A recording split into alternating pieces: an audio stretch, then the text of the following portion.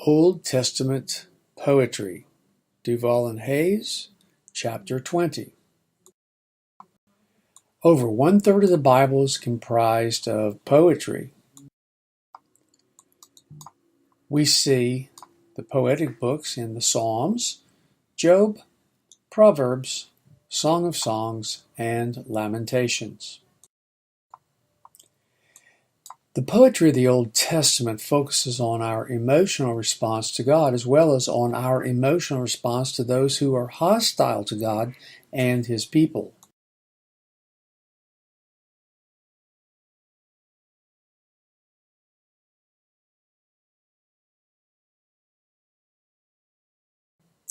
The elements of Old Testament poetry. First, there's terseness. This element refers to a poet's use of a limited number of words. Show me your ways, Lord. Teach me your paths. Another element of Old Testament poetry is its structure.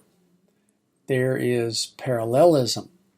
This element names when two lines of text are used to convey a single thought. Structure. Synonymous parallelism. This type of parallelism involves a close similarity between lines using words with similar meanings. Stanza A. The one enthroned in heaven laughs. Stanza B. The Lord scoffs at them. There's also developmental parallelism. In this type of parallelism, the second line develops further the idea of the first. He will not let your foot slip. He who watches over you will not slumber. Illustrative parallelism. In this type of parallelism, line A conveys the idea. Line B illustrates it with an example. Sovereign Lord, my strong deliverer, you shield my head in the day of battle. Contrastive parallelism. In this type of parallelism, line B is contrasted with line A.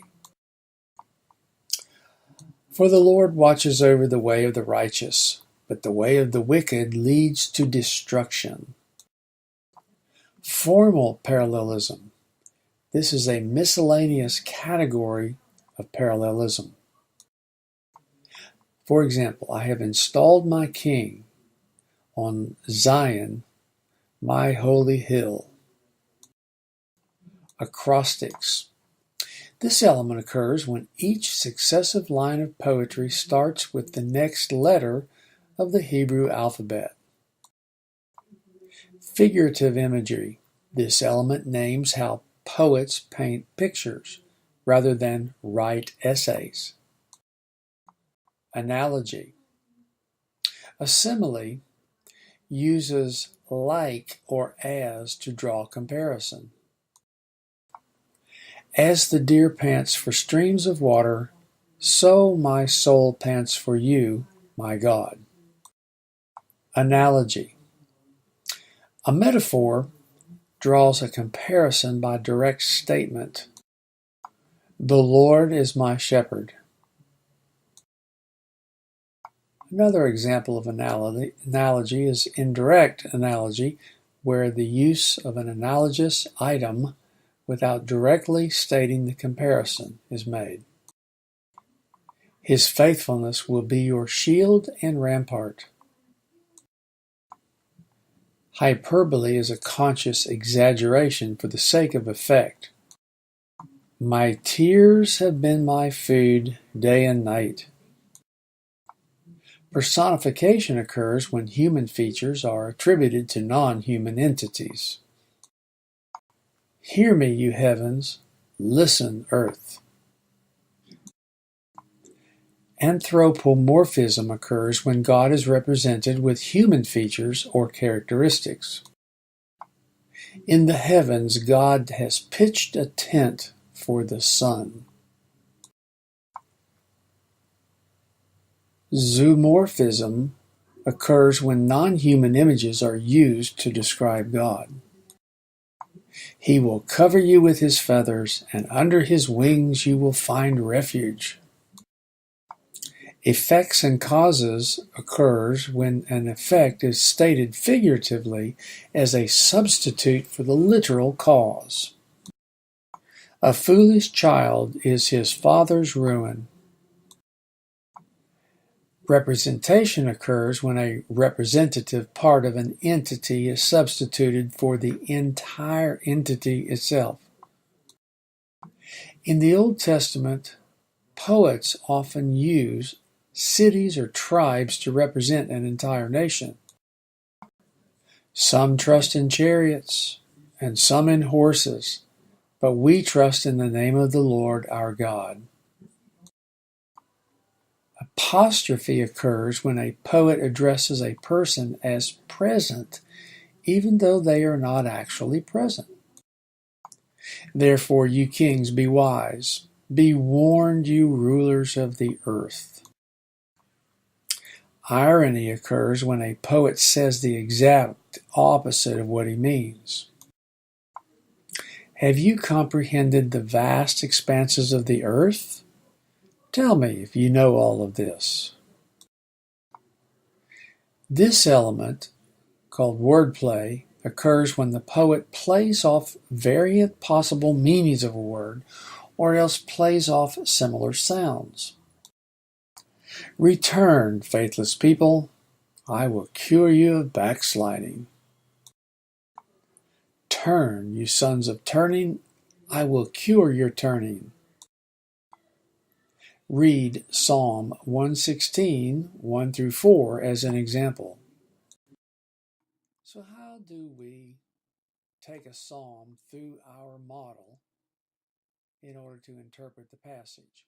Well, step 1 is grasp the text in their own town.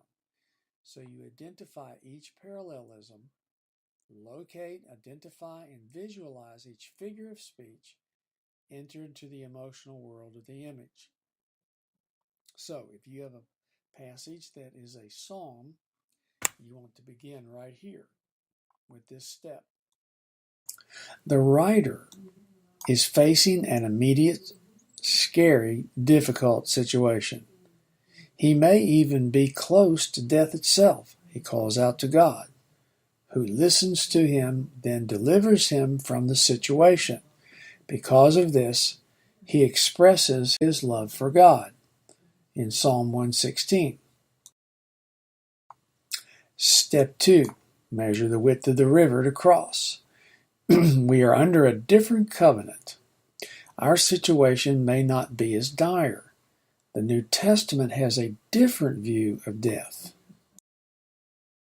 So after we've identified the differences, we move to step 3. We cross the principalizing bridge. And here's the principle.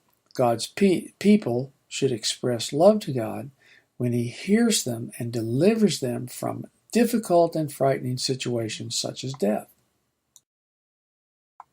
Step 4, consult the biblical map. The New Testament affirms our principle.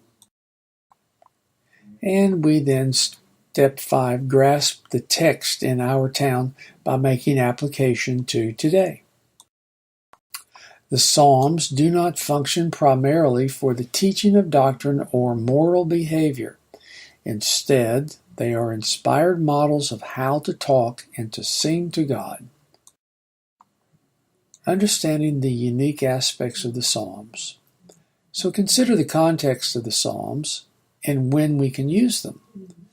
In seasons of well-being that evoke gratitude, in seasons of anguish when we are hurt, alienated, and suffering, in seasons of surprise when we are overwhelmed with God's gifts.